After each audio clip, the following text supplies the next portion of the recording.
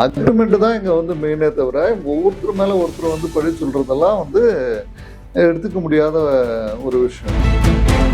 முதல்ல வந்தாலும் சரி, இல்லை ஃபீல்டில் இருந்தாலும் சரி. ஆனால் சூசைடு அப்படின்ற ஒரு மென்டாலிட்டிக்கே வந்து மனுஷன் போகக்கூடாது.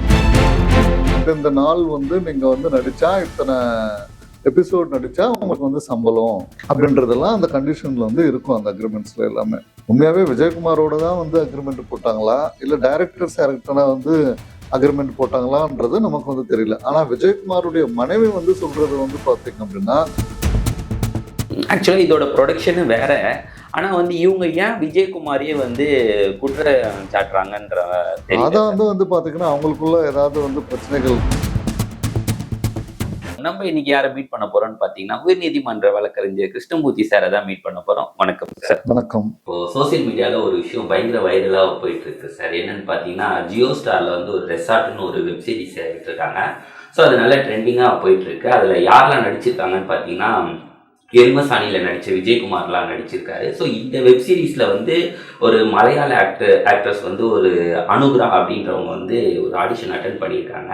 ஸோ அவங்களும் செலக்ட் ஆகியிருக்காங்க. செலக்ட் ஆகிட்டு ஒரு 1 year வந்து அக்ரிமெண்ட் மாதிரிலாம் போட்டிருக்காங்க. இதில் இந்த வெப் சீரிஸில் நடிக்க போகிறேன் அப்படின்னு சொல்லி.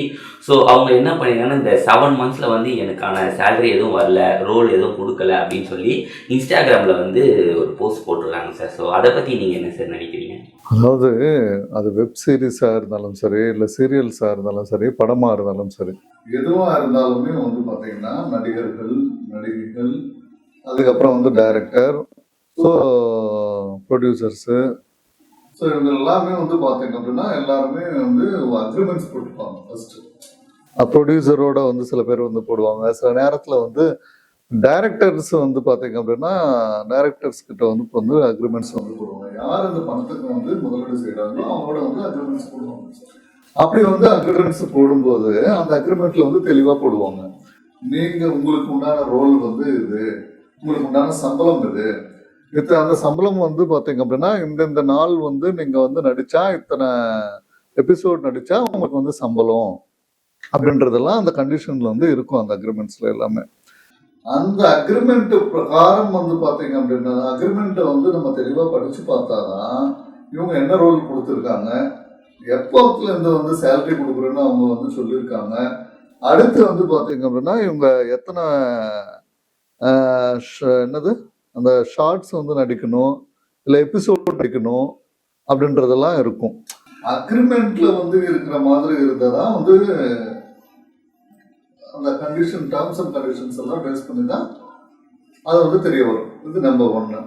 நம்பர் 2, இப்போ அவங்க சொல்ற மாதிரி வந்து விஜயகுமார்னால தான் வந்து இது மாதிரி ஆயிடுச்சு அப்படின்றதெல்லாம் சொல்றது உண்மையாவே விஜயகுமாரோட தான் வந்து அக்ரிமெண்ட் போட்டாங்களா, இல்லை டைரக்டர்ஸ் யாருக்கிட்டனா வந்து அக்ரிமெண்ட் போட்டாங்களான்றது நமக்கு வந்து தெரியல. ஆனா விஜயகுமாருடைய மனைவி வந்து சொல்றது வந்து பாத்தீங்க அப்படின்னா அந்த அதுக்கும் எங்களுக்கும் இப்போ சம்மதமே கிடையாது, அந்த டைரக்டர்ஸோட தான் வந்து இவங்க வந்து கேட்கணும், ஸோ அப்படின்ற மாதிரி அவங்க தரப்புல வந்து சொல்லியிருக்காங்க. அப்படி இருக்கும்போது இது வந்து பார்த்தீங்க அப்படின்னா முழுக்க அக்ரிமெண்ட்டை பேஸ் பண்ணி தான் வந்து எங்களுடைய டிஸ்பியூட்டே வந்து இருக்கும். இதில் வந்து இன்னொருத்தர் மேலே வந்து பழி சொல்றது, இன்னொருத்தர் மேலே பழி சொல்றதெல்லாம் வந்து பார்த்தீங்க அப்படின்னா அது அக்ரிமெண்ட்ல என்ன இருக்கோ அந்த அக்ரிமெண்ட்டை பேஸ் பண்ணி தான் வந்து ஆக்ஷன்ஸ் வந்து எடுப்பாங்க. இப்போ வந்து ஆக்சுவலாக அந்த அக்ரிமெண்ட்ல இவங்க என்ன சொல்லியிருக்காங்கன்னு சொல்றாங்கன்னா 1 year எனக்கு அக்ரிமெண்ட் கொடுத்துருக்காங்க. நான் வந்து இந்த 1 yearல எங்கேயும் நடிக்கக்கூடாது, இதுல இருந்தா ஃபோக்கஸ் பண்ணணும் ஃபுல்லா அப்படின்ற மாதிரி சொல்லியிருக்காங்க. ஸோ இப்போ அந்த அக்ரிமெண்ட் படி உங்களுக்கு அந்த ரோலே தரல. ஸோ இது வந்து தப்பான ஒரு இதுதானே சார்? அக்ரிமெண்ட் படியே பேஸ் பண்ணியே நடக்கல. அதெல்லாம் நம்ம கிட்ட அக்ரிமெண்ட்டை வந்து கிளியர் கட்டா சொன்னாதான் தெரியும். அக்ரிமெண்ட்ல வந்து பாத்தீங்கன்னா சில கண்டிஷன்ஸ் வந்து பாத்தீங்க அப்படின்னா வந்து இவங்க வந்து நடிச்ச பிறகுதான் வந்து சம்பளம் கொடுப்போம் அப்படின்ற மாதிரிலாம் போடுவாங்க. நம்பர் 1. நம்பர் 2 வந்து பாத்தீங்க அப்படின்னா அடுத்து நீங்க வந்து என்ன இப்போ வந்து அவங்களுடைய வருஷன் வந்து பாத்தீங்க அப்படின்னா அதாவது வந்து என்ன வந்து 1 year வந்து நடிக்க கூடாது அப்படின்றதெல்லாம் சொல்லியிருக்காங்கன்னு சொல்றாங்க. ஆனா அந்த அக்ரிமெண்ட்ல இந்த கதைக்கு உண்டான பாத்திரம் சம்பந்தப்பட்ட வேற ஏதாவது வந்து ஒரு ரோல்ல வந்து நடிக்க கூடாதுன்னு சொல்லி போட்டிருக்காங்களா, இல்ல வேற எதுலுமே நடிக்க கூடாது அப்படின்னு போட்டிருக்காங்களா அப்படின்றது எல்லாமே வந்து பாத்தீங்கன்னா அந்த அக்ரிமெண்ட்ல தான் வந்து தெளிவா இருக்கும். அக்ரிமெண்ட் தான் இங்க வந்து மெயினே தவிர ஒவ்வொருத்தர் மேல ஒருத்தர் வந்து பழி சொல்றதெல்லாம் வந்து எடுத்துக்க முடியாத ஒரு விஷயம். இவங்க அவங்க மேல சொல்லலாம், அவங்க இவங்க மேல சொல்லலாம். அதெல்லாம் வந்து எடுபடாது. அக்ரிமெண்ட் என்ன, டேர்ம்ஸ் அண்ட் கண்டிஷன்ஸ் என்ன போட்டிருக்காங்க அன்னைக்கு, அதை வச்சுதான் வந்து முடிவு பண்ணுவாங்க. இப்போ வந்து ஆக்சுவலாக அவங்க வந்து அந்த மலையாள ஆக்டர்ஸ் வந்து எனக்கு இந்த மாதிரி ரோல் தரல அப்படின்னு சொல்லி கேஸ் போட்டாங்க. சேலரி தரல அப்படின்ற மாதிரியும் சொல்லியிருக்காங்க. என்ன 7 மந்த்ஸ் சேலரி தரல, சும்மா உட்கார வச்சிருந்தாங்க. எங்கன்னா அந்த இடத்துக்கு போனாலும் டிராவல் எக்ஸ்பென்ஸ் கூட எதுவுமே எனக்கு தரல அப்படின்னு சொல்லி அந்த வீடியோல பதிவிட்டிருக்காங்க. ஸோ அவங்க வந்து இப்போ எதனா கேஸ் போட்டால் எந்த மாதிரி ஆக்ஷன் எடுப்பாங்க சார்? இல்ல, அக்ரிமெண்ட்டை பேஸ் பண்ணி அவங்க வந்து ஃபர்ஸ்ட் வந்து லீகல் நோட்டீஸ் வந்து அனுப்பணும். யார் சம்மந்தப்பட்ட அக்ரிமெண்ட் வந்து போட்டாங்களோ அவங்களுக்கு, அக்ரிமெண்ட் வந்து போட்ட ஆட்களுக்கு லீகல் நோட்டீஸ் அனுப்பிச்சாங்க அப்படின்னா, அந்த அக்ரிமெண்ட்ல வந்து இவங்களுக்கு உண்மையாவே நான் எனக்கு வந்து இந்த மாதிரி சம்பளம் கொடுக்குறேன்னு சொன்னாங்க, எனக்கு எக்ஸ்பிளனேஷன்ஸ் வந்து கொடுக்குறேன்னு சொன்னாங்க. ஸோ அந்த மாதிரிலாம் வந்து அவங்க லீகல் நோட்டீசஸ்ல வந்து தெரிவிச்சாங்க அப்படின்னா அவங்க வழக்கறிஞர் மூலமா, ஸோ இவங்க வந்து பாத்தீங்க அப்படின்னா இவங்க தரப்புல வந்து என்னன்றதை வந்து போடுவாங்க. அப்ப இவங்க சரிப்பட்டு வரலன்னா இவங்க வந்து கோர்ட்ல போய் தான் வந்து தன்னுடைய இதை வந்து கேட்க முடியும். ஸோ அப்படிதான் வந்து இவங்க தரப்புல வந்து சரியா இருந்தது அப்படின்னு சொன்னா, ஸோ இவங்களுக்கு வந்து உண்டான என்னென்ன இவங்க கேட்குறாங்களோ அதை வந்து கொடுப்பாங்க. அங்கேயும் வந்து பாத்தீங்கன்னா அவங்க தரப்புல வந்து எதிர் தரப்புல வந்து என்ன சொல்றாங்கன்றத வந்து பார்க்கணும். அதுக்கப்புறம் தான் வந்து கேஸ் வந்து டிசைட் ஆகும். ஸோ எல்லாமே வந்து பாத்தீங்க அப்படின்னா ஈவன் கோர்ட்டு கூட வந்து அக்ரிமெண்ட்ல என்ன டேர்ம்ஸ் அண்ட் கண்டிஷன்ஸ் போட்டிருக்காங்களோ அந்த டேர்ம்ஸ் அண்ட் கண்டிஷன்ஸ் பேஸ் பண்ணி தான் வந்து ஒரு ஆர்டரை கூட வந்து பாஸ் பண்ணுவாங்க. ஆக்சுவலாக இதோட ப்ரொடக்ஷனு வேற. ஆனால் வந்து இவங்க ஏன் விஜயகுமாரியே வந்து குற்றம் சாட்டுறாங்கன்ற தெரியல அதான் சார். வந்து பாத்தீங்கன்னா அவங்களுக்குள்ள ஏதாவது வந்து பிரச்சனைகள் இருக்கா என்னன்றது வந்து நமக்கு வந்து தெரியல. ஸோ குற்றம் வந்து சாட்டுறாங்க அப்படின்னா அப்போ வந்து யாரு எதுக்கா தேவையில்லாம வந்து எதுவும் வந்து ஒரு பிரச்சனை வந்து வராது. ஸோ இந்த அலிகேஷன்ஸ் வந்து அவங்க வைக்கிறாங்க. ஸோ இவங்க அந்த தரப்பு வந்து எங்களுக்கும் இருக்குமே சம்மந்தம் கிடையாது, நாங்க வந்து ஒதுங்கிட்டோம், இது வந்து கேட்கறதா இருந்தால் டைரக்டர் கிட்ட போய் கேட்கணும் அப்படின்றாங்க. ஸோ என்ன பிரச்சனைன்றது பாதிக்கப்பட்டவங்க வந்து தெளிவா ஒரு கம்ப்ளைண்டாவோ இல்லை நோட்டீஸாவோ அனுப்பிச்சு சட்டப்படியான நடவடிக்கைகள் எடுத்தாதான் இதுக்கு உண்டான ஒரு சொல்யூஷன் வந்து கிடைக்கும். அது இல்லாம தேவையில்லாம பேசிட்டு இருந்தோம் அப்படின்னா அந்த அதுக்கு வந்து விடிவு கிடைக்காது இல்ல.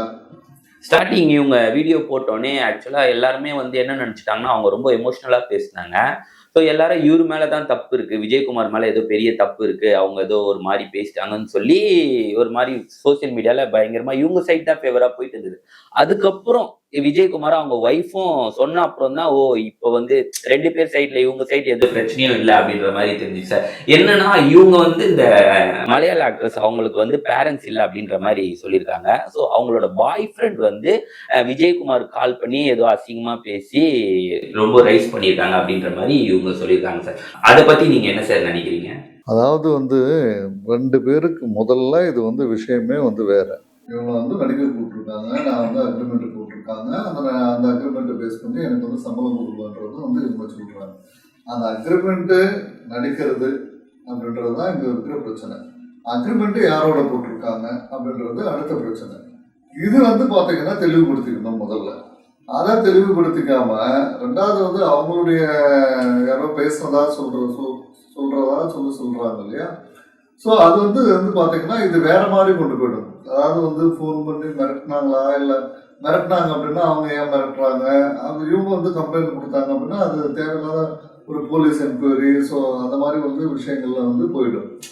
ஏன்னா தேவையில்லாத ஒரு மனுஷங்க தேவையில்லாத பிரச்சனைகளை வளர்த்துட்டே போயிட்டு இருந்தோம் அப்படின்னா அதுக்குண்டான சட்ட நடவடிக்கைகள் வந்து அவங்க பாதிக்கப்படுறவங்க எடுப்பாங்க இல்லையா. ஸோ அப்படியெல்லாம் போகாம இந்த பிரச்சனைகளுக்கு வந்து ஒரு ஃபுல் ஸ்டாப் வேணும் அப்படின்னு சொன்னா, ஒன்று உண்மையாகவே நான் பாதிக்கப்பட்டிருக்கேன்னு அந்த அம்மா நினைச்சாங்க அப்படின்னு சொன்னா போலீஸ்ல ஒரு கம்ப்ளைண்ட் பண்ணலாம். அதை விட்டு அது இல்லைன்னா வந்து லீகலா ஒரு நோட்டீஸ் கொடுக்கலாம். நான் இந்த அக்ரிமெண்ட் பிரகாரம் இதுதான் வந்து கண்டிஷன்ஸு, எங்களுக்கு வந்து இந்த கண்டிஷன் பிரகாரம் எனக்கு வந்து சம்பளம் கொடுக்கணும், அது கொடுக்காம வந்து இவங்க ஏமாத்துறாங்க அப்படின்னு சொல்லிட்டு நீங்க எனக்கு வந்து இவ்வளவு காம்பன்சேஷன் நீங்க வந்து கொடுக்கணும், அதனால நான் மன உளைச்சலா இருக்கேன் அப்படின்னு அவங்க ஒரு நோட்டீஸ் வந்து அனுப்பிச்சாங்க அப்படின்னா அதுக்கு உண்டான பதில் என்னவோ அது வந்து பேசி தீர்க்கக்கூடிய ஒரு விஷயம், இல்லைன்னா வழக்கு தாக்கல் செஞ்சு அதுல வந்து தீர்க்க வேண்டிய விஷயம். இது வந்து வேற விதமா வந்து சட்ட லா அண்ட் ஆர்டர் ப்ராப்ளம் வந்து கிரியேட் பண்ணிட்டே போகணும் அப்படின்னா அது பல விளைவுகளை வந்து ஏற்படுத்தும். அதெல்லாம் தவிர்க்கலாம் அவங்க. அனு அவங்க என்ன சொல்றாங்கன்னா, ஆக்சுவலா என்ன வந்து இந்த ஒரு வருஷத்துல எங்கேயுமே நடிக்கக்கூடாது. நீங்க அக்ரீமெண்ட் போட்டனா இந்த ரெசார்ட் இந்த வெப் சீரிஸ்ல தான் நீ நடிக்கணும் அப்படின்ற மாதிரி சொல்லி இவங்க ஒரு தரப்புல சொல்றாங்க. இவங்க என்ன சொல்றாங்கன்னா, விஜயகுமார் சைட்ல இருந்து நாங்க அந்த மாதிரி எதுவுமே சொல்ல. உங்களுக்கு வந்து நல்ல சான்ஸ் எங்கேயாவது கிடைச்சதுன்னா தாராளமா அங்க போய் நடிங்க அப்படின்ற மாதிரி சொல்றாங்க. சோ இது வந்து யார் சைடு வந்து அதுதான் மறுபடியும் மறுபடியும் எவ்வளவு விஷயம் பேசினாலும் இது வந்து அது வந்து மெயின் கரு வந்து பாத்தீங்க அப்படின்னா அந்த அக்ரிமெண்ட் தான். அக்ரிமெண்ட்ல வந்து என்ன போட்டிருக்காங்க டேர்ம்ஸ் அண்ட் கண்டிஷன்ஸ், அதுலயே வந்து ஒரு கிளாஸ் என்ன போட்டிருப்பாங்க, என்ன கிளாஸ் போட்டிருப்பாங்க அப்படின்னு சொன்னா ஜென்ரலா ரெண்டு பார்ட்டிக்குள்ள வந்து சண்டை வந்துச்சு அப்படின்னா, ஒரு டிஸ்பியூட் வந்துச்சு அப்படின்னா அந்த பிரச்சனையை வந்து எப்படி தீர்த்துக்கிறது அப்படின்னு சொல்லிட்டு வந்து ஒரு கிளாஸ் கடைசியில வந்து போட்டிருப்பாங்க. ஒண்ணு என்ன பண்ணுவாங்க சினிமாவில் வந்து பாத்தீங்கன்னா ஆர்பிட்ரேஷனுக்கு வந்து நாங்க ரெஃபர் பண்றோம், ஆர்பிட்ரேஷனை ரெஃபர் பண்ணி நாங்க ரெண்டு பேரும் வந்து ஆர்பிட்ரேட்டரை வந்து சொல்றதுதான் ஃபைனல் அப்படின்றத வந்து ஜென்ரலா வந்து அக்ரிமெண்ட்ல வந்து போடுவாங்க. இது நம்பர் 1. நம்பர் 2 வந்து பாத்தீங்க அப்படின்னா இது பிரச்சனைகள் வந்துச்சு அப்படின்னு நமக்குள்ள நம்ம மியூச்சுவலா வந்து பேசி தீர்த்துக்கணும் அப்படின்ற மாதிரியும் போட்டிருக்கலாம். ஸோ அக்ரிமெண்ட்ல வந்து அது போட்டிருப்பாங்க. அந்த அக்ரிமெண்ட் பிரகாரம் தான் போனாதான் இவங்களுக்கு பிரச்சனையை வந்து தீர்த்துக்க முடியும். அக்ரிமெண்ட்டுக்கு மீறி வந்து வேற ஏதாவது ரெண்டு தரப்புல வந்து பண்ணாங்க அப்படின்னு சொன்னா நாளைக்கு ரெண்டு பேருமே பதில் சொல்ல வேண்டிய இடத்துல வந்து இருப்பாங்க. இது எல்லாமே முழுக்க முழுக்க அக்ரிமெண்ட். ஏன்னா அக்ரிமெண்ட் கண்டிப்பா போட்டிருப்பாங்க, கண்டிப்பா இவங்களும் சைன் பண்ணிருப்பாங்க, அவங்களும் சைன் பண்ணிருப்பாங்க. அக்ரிமெண்ட்ல என்ன கண்டிஷன்ஸ் இருக்கோ அல்டிமேட்டா அதுதான் நிற்கும். ஆக்சுவலா வந்து இது ஒரு நார்மல் விஷயம் தான். ஒரு ரோல் தரல, அதுக்கப்புறம் என்ன நெக்ஸ்ட் வந்து வேற எதையாச்சும் நடிக்க போயிடலாம் அப்படின்னு சொல்லிட்டு இல்ல அந்த அக்ரிமெண்ட் பிரகாரமே வந்து இருக்கும். அதுலயே வந்து நீ வந்து அந்த வெப் சீரிஸ் வந்து நீ எடுக்கல, இல்ல எனக்கு வாய்ப்பு தரல அப்படின்னு சொன்னா நான் வந்து என்ன வந்து நான் என்னுடைய வாழ்வாதாரத்துக்கு நான் வந்து தேடிக்கணும் இல்லையா அப்படின்றதெல்லாம் அந்த கிளாஸஸ் வந்து இவங்க போட்டிருக்காங்கன்றத வந்து பிடிச்சு பார்க்கணும். Okay sir. ஆனா அவங்க வந்து என்ன இது ஒரு நார்மல் விஷயம் இல்லாம நான் இதனால சூசைட் பண்ணிப்பேன், எனக்கு வந்து சூசைட் தாட் வருது அப்படின்னு சொல்லி எல்லாம் போடுறாங்க. இதனால எதுக்கு சார்? இல்ல அதெல்லாம் வந்து பாத்தீங்க அப்படின்னா அதுதான்.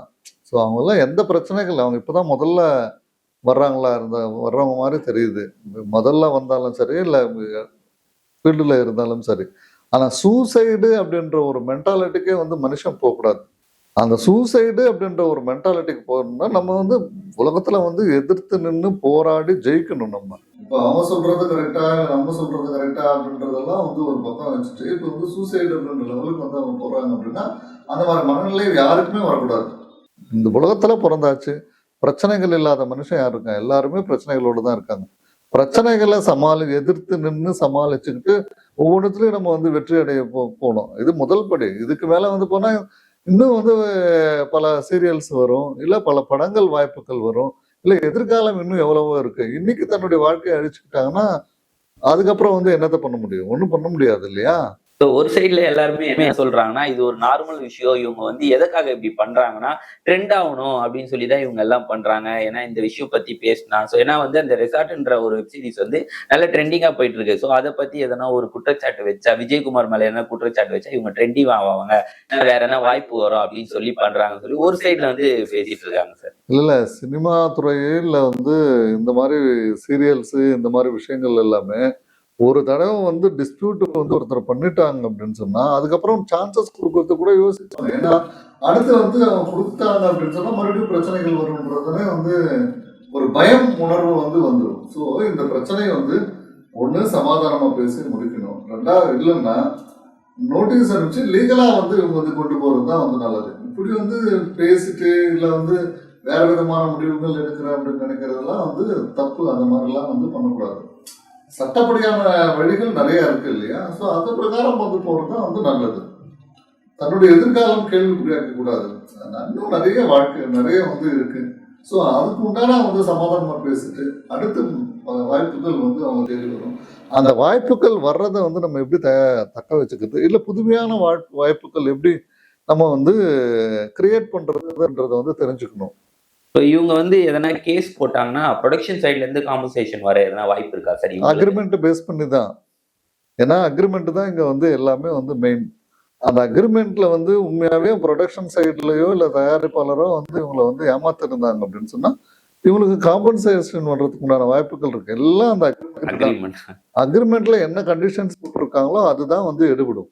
அது இல்லாம எதுவுமே எடுபடாது. ஏன்னா இவங்களும் இப்போ வளர்றவங்க தான், 2 பேரும் வந்து இப்போ வளர்றவங்க தான். விஜயகுமாரும் ஆக்சுவலா வந்து ஸ்டார்டிங்ல இருந்தே ஒரு 10 வருஷமா அந்த எருமசாணியில வந்து நடிச்சு ஓரளவுக்கு நல்ல ஃபேம் ஆகி நல்ல லெவல்ல வந்திருக்காங்க. இந்த டைம்ல வந்து இந்த மாதிரி அவரை ஒரு மோசமான இஷ்யூ ஃபேஸ் பண்றது அவரும் ஒரு கஷ்டம் தான். இவங்களும் ஒரு சின்ன ஆக்டர் தான், இப்பதான் வந்து படிப்படியா வராங்க. ஸோ 2 பேருமே வந்து நார்மலா போனா நல்லா இருக்கும்னு நினைக்கிறேன். ஸோ வெயிட் ஏன்னா வளர்றதை தான் பார்க்கணும். சரி என்ன மாதிரி நடவடிக்கை எடுப்பாங்கன்னு சொல்லி வெயிட் பண்ணி பார்ப்போம் சார். பார்ப்போம். நன்றி.